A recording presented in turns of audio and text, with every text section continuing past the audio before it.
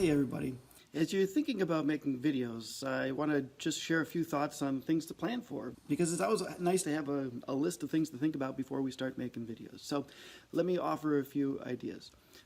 Things to plan for. First, what's the video making tool that you're going to use? There are a whole bunch of them out there. I like to use TouchCast and then edit it with Camtasia, but you don't have to do it that way. Loom is a great free forever example of something that you could use. Some people like Screencastify, some people like to just grab their phone and start making videos. However you want to do it is fine. Think about, ask questions, and find the best tool for you, remembering that this is a tool to get you the video that you need for your students. The next thing I like to think about is the quiet place. The quiet place. Do I need to do it when the kids are asleep, or do I need to do it when the dog's outside? Do I need to turn off the air conditioning or the heat for a little while? And also thinking about the others who make noise. Again, the kids, the dog, the neighbors, the doorbell. You can't control everything. Even just a few minutes ago, I had a fly buzzing around in here. I had to go take care of that. No flies were hurt in the making of this video. In any case, there are things to think about, the others who make noise. What's the background going to look like? I like to use a green screen. I just made a simple one, got 3 lengths of green fabric from the local store, hung it up on the basement rafters. That's a green screen. What you're seeing behind me right now is not an actual bookshelf. It's a picture of a bookshelf because I got a green screen behind me. You don't have to do that, but do think about what's in the background. Is it a blank wall? Is it something that you want students to see? Make sure that there's nobody walking around in the background, so it's good to have a wall or something like that behind you so that you take that out of the equation. Also, you probably don't want to have a light right behind your head. For that matter, you probably don't want to have anything, right behind your head sticking up out of it, but a light behind your head makes it a little bit difficult to see you sometimes, so you got to think about that. The light will probably be better shining on your face. And so while we're talking about it, we might as well talk about the lighting. Lighting is important. We want to be able to see you. The people who are watching the video want to be able to see you.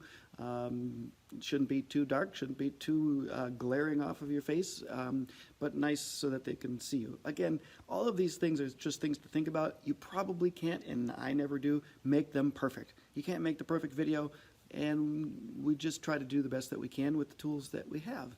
So thinking about that, in terms of the visuals that we make.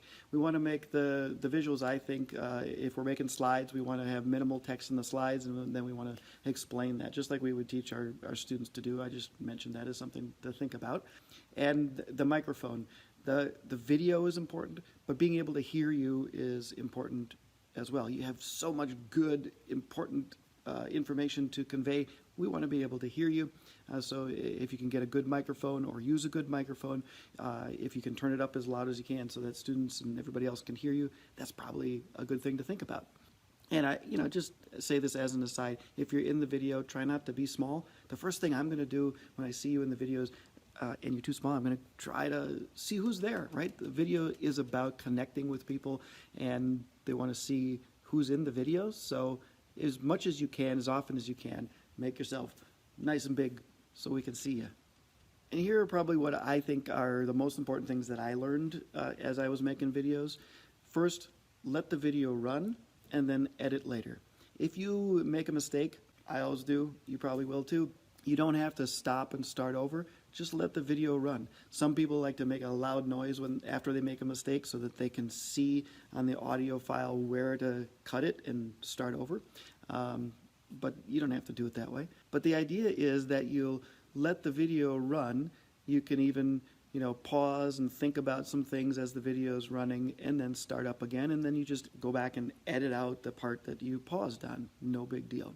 And I would say, don't edit out every little hiccup, cough, and pause. Excuse me. Well, hey, there's an example. I'm leaving that in because it takes too much time. When I first started making videos, I got burned out by January making videos because I was pausing and stopping and editing out every little thing. It's okay to have some flaws in there. You just edit out the big long pauses where you're thinking about stuff and you're letting it run and then editing that part out. The other thing you can do in the editing process is, as you go back and watch your video, you can add in things that you want to highlight. You can add in call-outs and extra information.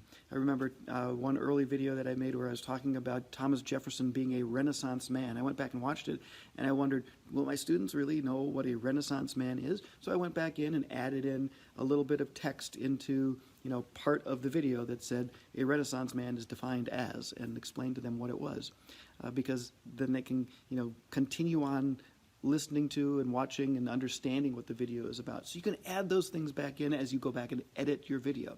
So don't feel like your initial run through of the video is the end of it. You can go back and edit some good things into it, and edit some things out that you don't like that you included, but don't do every little thing, because it just becomes too tedious and it won't be as fun to make the videos as when you start out. And finally, I would say, what will our students be doing while they're watching the video? The research shows that students learn more and get more introductory information when they're actively involved in the process. So will they be taking notes? Will they be answering your questions?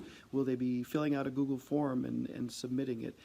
These are questions that you probably should ask yourself. What will the students be doing while they are actively engaged in watching your video? Hey, good luck with the video making that you're going to be doing. And remember that while we can plan for and think about the different things that we might need for a video, we're probably not going to make the perfect video. Even though we're going to try, it's okay to make the video. We always ask John Bergman's original question, do you need it perfect or do you need it Tuesday? Good things to think about as we're starting to make some videos.